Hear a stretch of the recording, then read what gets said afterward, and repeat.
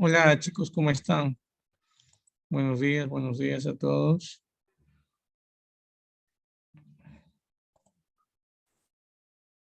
Hola Buenos chicos, días, profesor. Hola Sánchez, vamos activando la cámara, por favor chicos. ¿Sí? A ver, a ver. Muy buenos días a todos.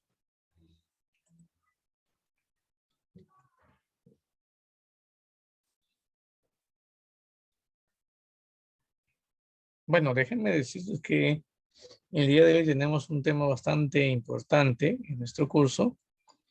El tema se titula Revolución Francesa. Sí, así se titula el tema del día de hoy, la Revolución Francesa.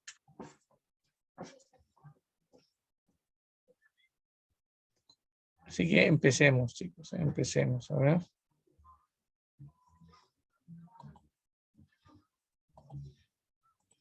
Hola, ¿cómo estás? A ver, buenos días, Castillo, buenos días, Capuro, ¿qué tal? Muy bien, vamos a empezar, chicos.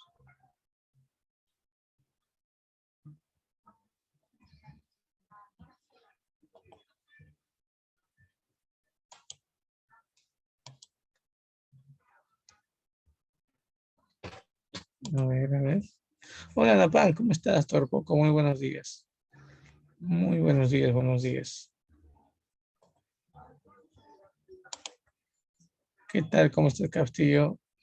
Sí, el día de hoy vamos a mencionar en la parte final de la clase a Napoleón Bonaparte. Napoleón no va a ser tanto el personaje del día de hoy, pero sí en la siguiente semana, porque si nos fijamos en el libro, la siguiente semana nos toca la era napoleónica.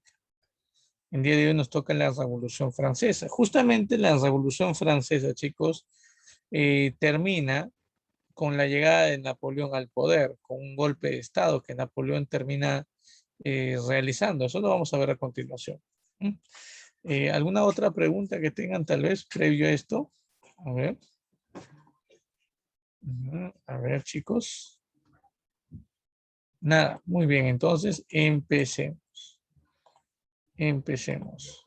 Muy bien. Miren, aquí tenemos el tema de la Revolución Francesa. Lo que primero que debemos entender nosotros es que la Revolución Francesa fue un proceso de grandes cambios que se van a dar en el aspecto, por ejemplo, en el aspecto económico, político y social en Francia. Vamos a ver por aquí.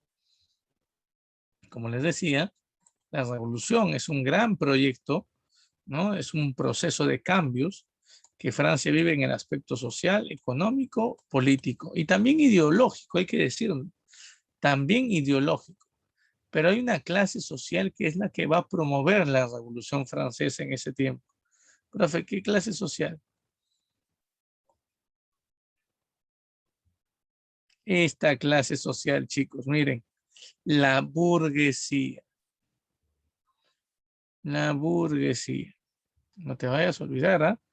Sí, la burguesía es la clase social que impulsa la Revolución Francesa. Por eso podemos decir que la Revolución Francesa fue un movimiento liberal, sí, porque la burguesía impulsaba justamente ideas liberales. Profe, ¿cómo qué ideas?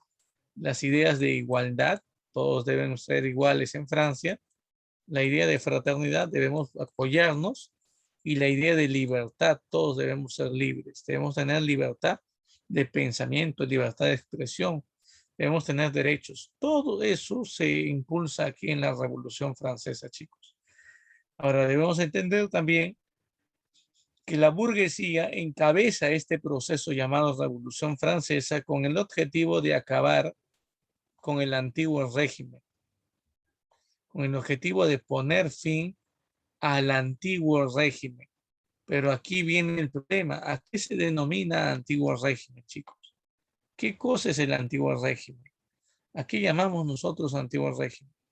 El antiguo régimen es la forma de gobierno que Francia tiene en ese tiempo.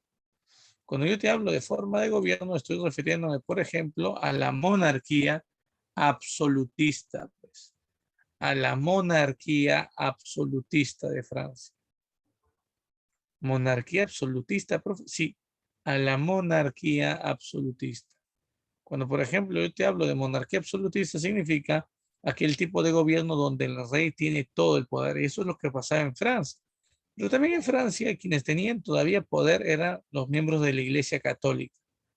Recuerden que el poder que tenía la Iglesia Católica, sobre todo, estaba basado en dos cosas muy importantes. Profe, ¿qué cosas? Primero, el cobro de altos impuestos. El cobro de altísimos impuestos, chicos. Pregunta, ¿cómo se llaman estos impuestos altísimos? A ver, dímelo. ¿Cómo se llaman estos impuestos altísimos que la iglesia cobra? Y es equivalente al 10% de los ingresos Diezmo. de cada fiel. Muy bien, excelente. Diezmo, muy bien por ahí Salvador, muy bien Capuro, muy bien Pérez, claro. Los diezmos, muy bien Pérez, buenos días. Claro, y sí, los diezmos, muy bien Salazar. Pero también recuerden que en Francia existían todavía rezagos feudales. No entiendo, profe, ¿cómo que rezagos feudales? O sea que todavía Francia, chicos, venía teniendo, ¿no? Todavía en Francia venían teniendo mucho poder los señores feudales. No te vayas a olvidar de esto, por favor. Había mucho poder que venían teniendo los señores feudales. Y bueno, por otro lado, debemos también tener presente lo siguiente. ¿Cuáles vienen a ser las causas? Sí, ¿cuáles fueron las causas que motivaron a la Revolución Francesa? Una de las primeras causas viene a ser la crisis económica. Francia, la economía en Francia se encontraba en una total bancarrota fiscal. Es decir, Francia se encontraba en una profunda crisis económica. Ahora, la pregunta sería la siguiente. Esta crisis económica que Francia vive es resultado de que, ¿por qué Francia? ¿Por qué Francia, no? Vive esta crisis económica. A ver, en primer lugar, chicos, por los altos gastos militares, pues. Los altísimos gastos militares que Francia tiene en ese tiempo. Profe, gastos militares, sí. Francia ha gastado, chicos, una gran cantidad de dinero, sobre todo en dos conflictos.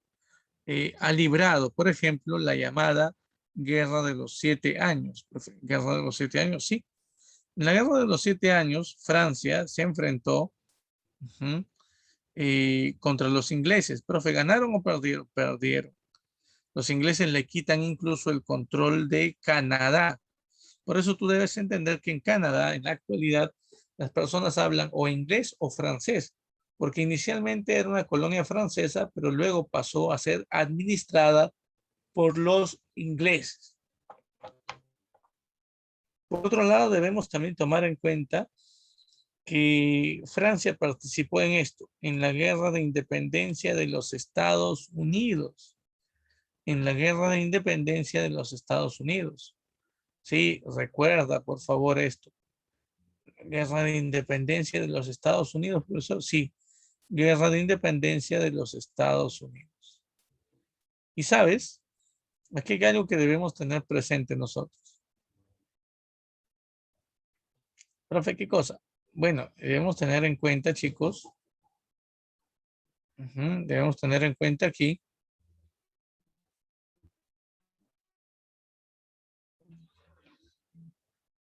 que Francia apoyó, por ejemplo, a George Washington en su lucha dirigiendo la independencia de los Estados Unidos.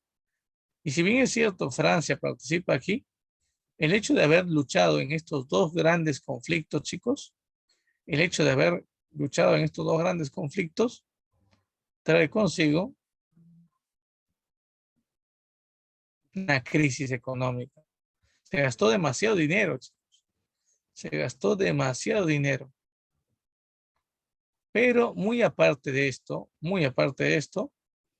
también tenemos los gastos realizados en el Palacio de Versalles. Profe, gastos en el Palacio, sí, gastos en el Palacio de Versalles, chicos. Y aquí hay que tener mucho cuidado. Cuando hablamos de gastos en el Palacio de Versalles, debemos recordar, por ejemplo, lo siguiente. Francia, en ese tiempo estaba gobernado por un rey llamado Luis XVI, quien tenía su esposa, María Antonieta de Austria, se llamaba, era una princesa de Austria, y esta mujer derrochaba el dinero, chicos. Profe, ¿cómo que derrochaba el dinero? Es decir, gastaba demasiado dinero, chicos. Ujú. Demasiado dinero, sí. Mira, ¿en qué? En organizar fiestas en el Palacio de Versalles. En esas fiestas ella lucía esto, chicos. ¿Qué opinas? ¿Qué te parece ese peinado? Profe, un peinado extravagante, ¿sí? Un peinado extravagante, chicos.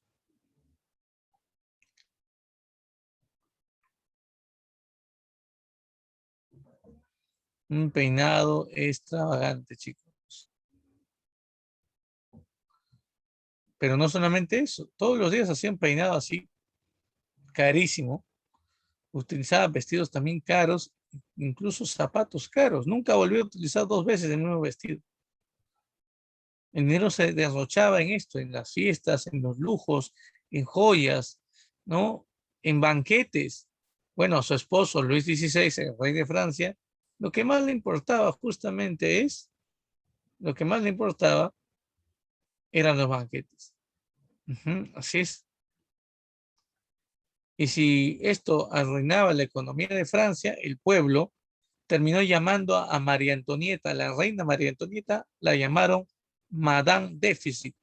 ¿Por qué? Por la crisis económica o el déficit económico que dejaba esta mujer en Francia. Y bueno, por otro lado también tenemos la llamada revolución de las harinas, chicos. Profe, revolución de las harinas, ¿cómo es eso? Sí, muchachos. Recuerda, cuando hablamos de la revolución de las harinas, estamos haciendo alusión a la crisis agrícola que se vive en Francia. Desde 1779, mira, 10 años antes de que estalle la Revolución Francesa, desde 1779 Francia vivía una sequía. Profe, sequía, sí, ausencia de lluvias, chicos. Ausencia de lluvias. Ahora, la pregunta sería la siguiente. Si Francia vivía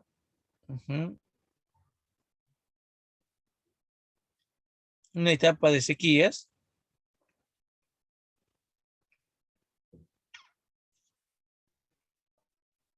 ¿esto afecta a qué actividad, chicos? A ver, la ausencia de lluvias, ¿a qué actividad afecta? Agrícola. Las cosechas. Muy bien, excelente, claro. Eso afecta a la actividad agrícola, las cosechas, muy bien, excelente. Claro, claro que sí.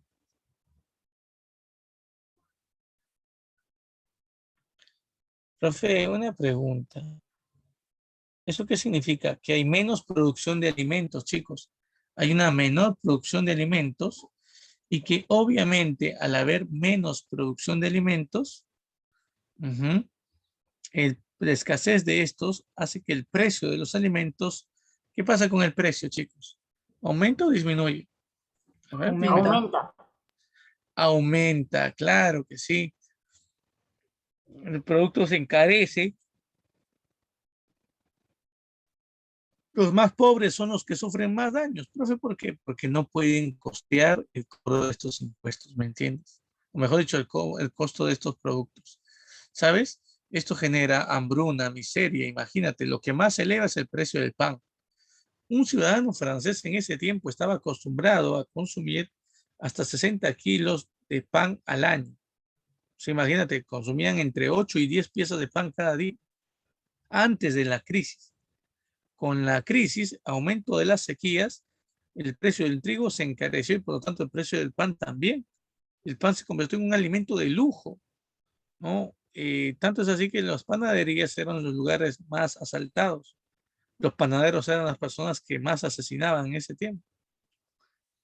Los terminaban acusando de haber sido culpables por haber guardado pan al día siguiente y haber elevado el precio del pan. Al final, chicos, al final el pueblo opta por iniciar asaltos. Miren este otro peinado de María Antonieta. Y ahora quiero que vean esto. ¿Ven los asaltos que se ven aquí? Miren, las personas han asaltado pequeños huertos, haciendas, han robado alimentos y con lo poco que consiguen de alimentos hacen ollas comunes. Es decir, se reúnen en grupo, juntan lo que tienen de alimentos, cocinan para todos. Esa es la famosa olla común que aparece en Francia en ese tiempo. Ya no te vayas a olvidar de esto, por favor. Y bueno, por otro lado, también debemos señalar que hay causas de tipo sociales. Causas sociales, sí. En Francia, la sociedad no era igualitaria, la sociedad se encontraba dividida en tres estamentos, chicos. Profe, ¿tres estamentos? Sí, Francia, la sociedad se encontraba dividida en tres estamentos. El primer estamento estaba conformado por la nobleza, por ejemplo. Ese es el primer estamento, conformado por la nobleza. El segundo estamento estaba conformado por el clero. El clero, sí. Los estamentos son grupos sociales, por si acaso, chicos. El primer estamento es de los nobles. El segundo estamento es de los miembros de la iglesia, el clero. Yo te hago una pregunta. A ver, cuando yo te hablo del clero, ¿quiénes son los miembros del clero, chicos? A ver.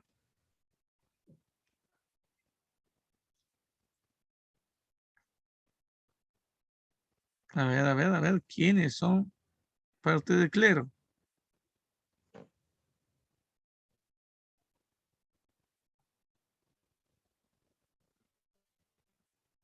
Muy bien, excelente, Pérez. Los miembros de la iglesia, pues, claro. Ujú. Muy bien, muy bien. Y el tercer estamento, el tercer grupo, lo conforman los miembros del pueblo, chicos. El pueblo, sí, el pueblo. Y aquí tenemos, cuidado, a la burguesía. El pueblo conforma el tercer estamento. Cuidado, este estamento también se le llama estado llano. Tercer estamento o tercer estado, recuerden, se llaman estados o estamentos, ¿ya? Los grupos sociales son llamados, chicos, estados o estamentos. Y el tercer estamento es también llamado estado llano o llanura, no te vayas a olvidar. Estado llano o llanura. ¿Quiénes conforman este tercer estamento? Lo conforman los campesinos, los sans-culottes, no te vayas a olvidar. Sí, los sans-culottes.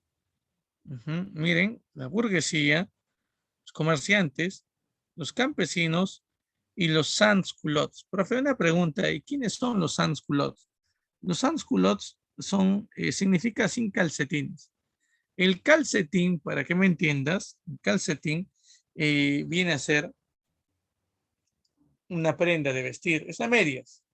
En ese tiempo la nobleza tenía la costumbre de vestir con unas medias blancas sobre el pantalón hasta la rodilla. Eso era símbolo de alcurnia, símbolo de elegancia, ¿no? Pero el pueblo, las personas del pueblo no podían vestir de esa manera, porque obviamente ellos no eran ricos, no tenían abundancia de dinero, eran pobres. Así que decidieron utilizar una vestimenta sin bombachos o sin calcetines. Por eso se hicieron llamar así los sans-culottes. Estas personas son las más pobres de la ciudad, chicos. No tienen, recuerden, derechos, no tienen un trabajo fijo tampoco. Y sabes, todos ellos conforman el tercer estado, la llanura, el estado llano también llamado. Cuidado porque el estado llano está conformado por el grupo de los no privilegiados. Profe, ¿quiénes son los no privilegiados? Los que pagan impuestos, ¿me entiendes? Aquel sector en Francia encargado de pagar impuestos, chicos. Profe, y el primer y el segundo estado, el primer y el segundo estado se le llama privilegiados. ¿Por qué privilegiados? A ver, piensa. Si al tercer estado se le llama no privilegiados porque pagan impuestos, al primer y el segundo estado, ¿cómo le vamos a llamar? Privilegiados, ¿por qué? Chicos, vamos, rápido, piensen. Muy bien, porque no pagan impuestos. Excelente, excelente. Ahora vamos a ver una imagen aquí, una caricatura que nos muestra la diferencia social que existe en Francia. Quiero que veas esto. ¿Te das cuenta ahí? Miren la primera imagen. ¿Qué representa esa imagen? A ver, ¿qué representa?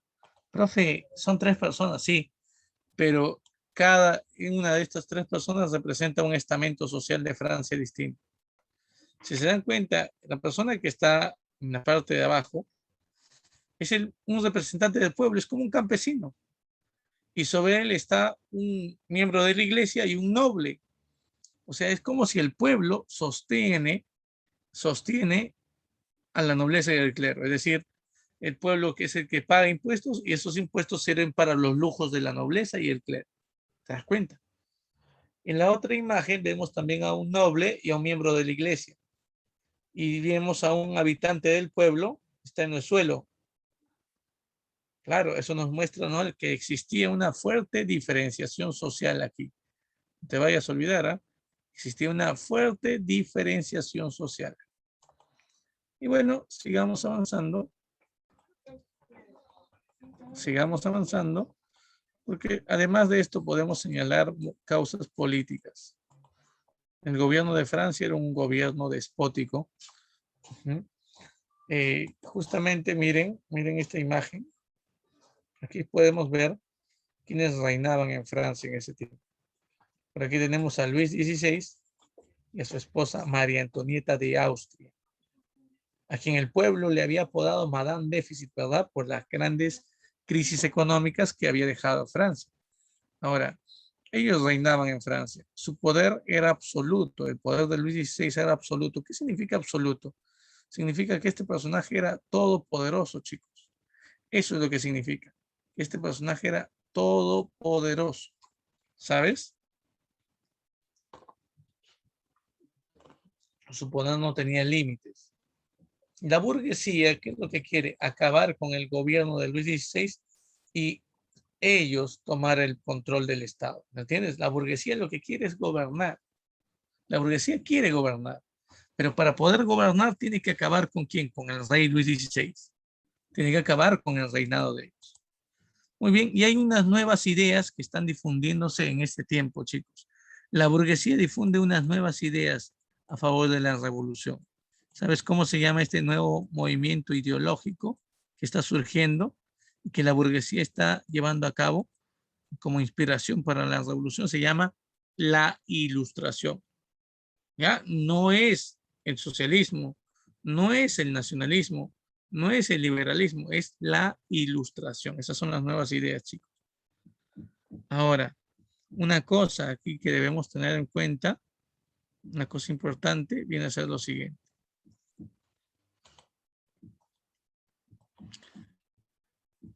Se suponía que el encargado de solucionar la crisis económica de Francia era el rey Luis XVI. Digo que se suponía porque él dejaba esta tarea a su ministro de Hacienda. El ministro de Hacienda es el ministro de Economía, chicos. Y en este tiempo, el ministro de Economía en Francia es este personaje que aparece aquí, a la derecha. Su nombre es Jacques Necker, no te vayas a olvidar. Necker es el encargado de solucionar entonces la crisis económica de Francia. Y él le dice a Luis XVI, su majestad, la única manera de sacar a Francia de la crisis es creando nuevos impuestos o elevando los impuestos que ya existen. Luis XVI dice, muy bien, Necker, gracias por tu trabajo. Mañana mismo voy a crear nuevos impuestos para que el tercer estado pague. Yo tengo una pregunta. ¿Tú crees que eso es lo justo?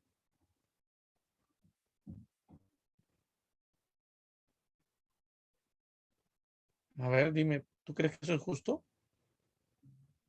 Sí, no, ¿por qué? A ver, dime. Vamos, chicos. No, profe, dicen por ahí. ¿Por qué?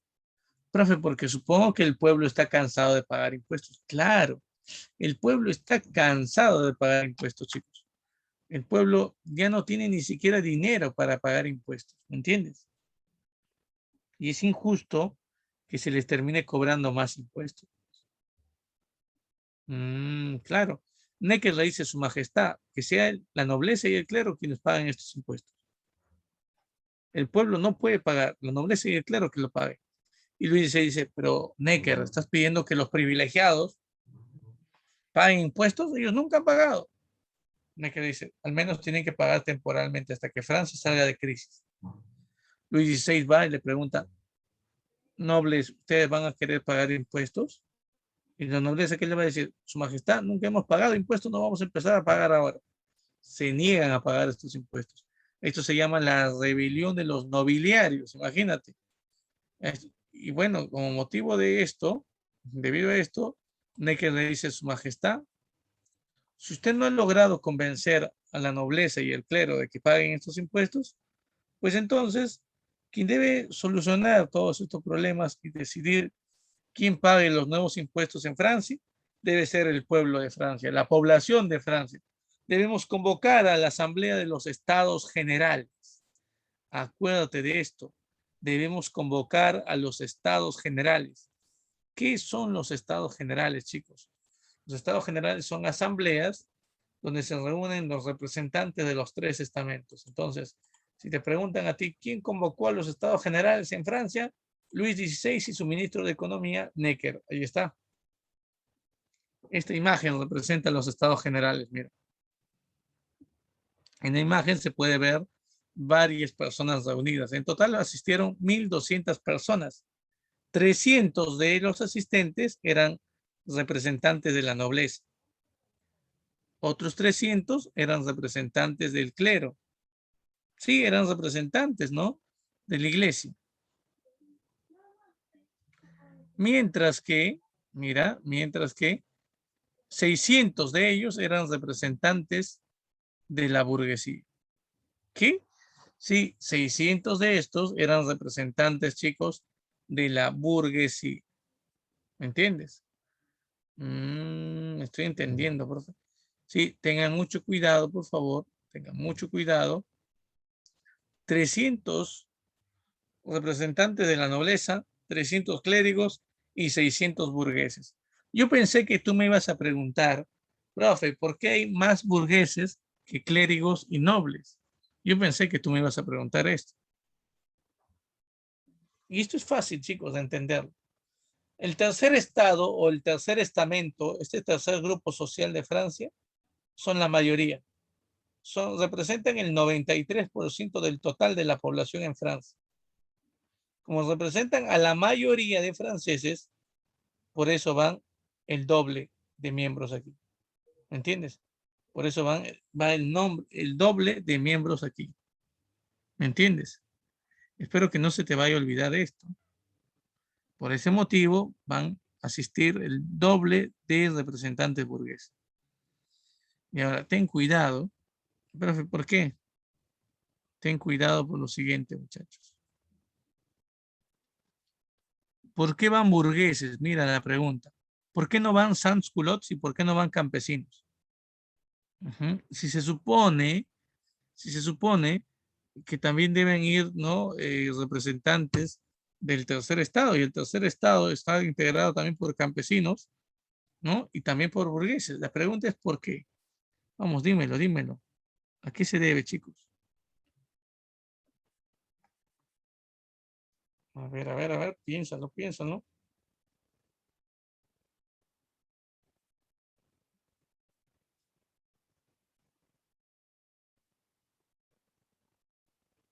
Vamos, chicos, vamos.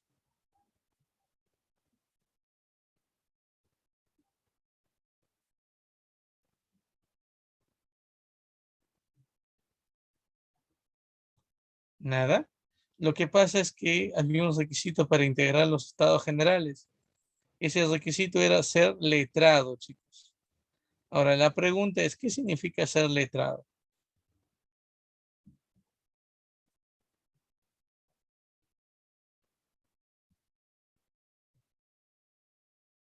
Nada. ¿Qué significa ser letrado, chicos? Muy bien, Capurro, excelente, excelente, claro. Haber tenido estudios, saber leer y escribir, chicos. Eso significa ser letrado. Saber leer y escribir, no te vayas a olvidar. Profe, saber leer y escribir, sí. Saber leer y escribir. Ujú. Y los únicos que venían teniendo esa, en el pueblo, esta característica, ¿no? Era obviamente la burguesía. Profe, los campesinos, no. Profe, los ánculos, menos, porque eran pobres. La educación no era gratuita, chicos, ¿ah? Tú tenías que pagar si querías aprender. Oh, profe, entiendo. Sí, por eso, no te vayas a olvidar. Ujú. Solamente iban burgueses, ya que era prácticamente imposible que un campesino o un sans-culotte sea letrado. Por eso, espero que no se te olvide este detalle. ¿Y sabes aquí ocurrió el llamado problema del voto? Profe, no entiendo. ¿Cómo es esto del problema del voto? Para que me entiendas un poco acerca del problema del voto. Aquí eh, termina surgiendo la siguiente discrepancia, chicos. El primer y el segundo estado querían que el voto no sea individual, sino querían un voto por estamento. Profe, ¿por qué no querían que el voto sea individual? Vamos a ver. ¿Qué pasaría si le preguntamos a los 300 nobles de los estados generales, oye, ¿quiénes creen ustedes que deben pagar los impuestos para que Francia salga de la crisis? ¿Qué dirían ellos? A nosotros ni nos miren, nosotros nunca hemos pagado impuestos y no vamos a empezar a pagar ahora. Eso dirían los 300 nobles. ¿Qué dirían los 300 clérigos en ese tiempo? ¿Qué dirían, chicos? Lo mismo, nosotros nunca hemos pagado impuestos y no vamos a empezar a pagarlo ahora. Que lo pague el tercer estado. ¿Qué dirían los 600 burgueses? Nosotros estamos cansados de pagar siempre los impuestos, no tenemos dinero para seguir pagando más impuestos encima. Que lo pague el primer y el segundo estado, que lo paguen los privilegiados. Profe, sería un empate técnico, 600 votos contra 600. No, y eso lo sabían muy bien los nobles y los clérigos, porque dentro del grupo de clérigos y nobles podía haber uno que otro que diera su voto a favor del tercer estado. Y se podía dar, ¿eh? Sobre todo en el grupo de clérigos, porque había muchos sacerdotes del bajo clero que habían padecido hambre, miseria también durante los años de sequía. Así que, por ese motivo, chicos, el voto individual beneficiaba al tercer estado y perjudicaba al primer y el segundo estado. Por eso es que el primer y el segundo estado van a decirle a su majestad, si vamos a votar de uno en uno, nos vamos a demorar mucho. Somos 1.200 personas, profesor, mejor hay que votar por estamentos. Y el rey le decía, ¿estamentos? ¿Cómo es esto? Mira, del primer estamento, un voto. Del segundo estamento, un segundo voto. Del tercer estamento, un tercer voto. Con 3 votos se decide todo.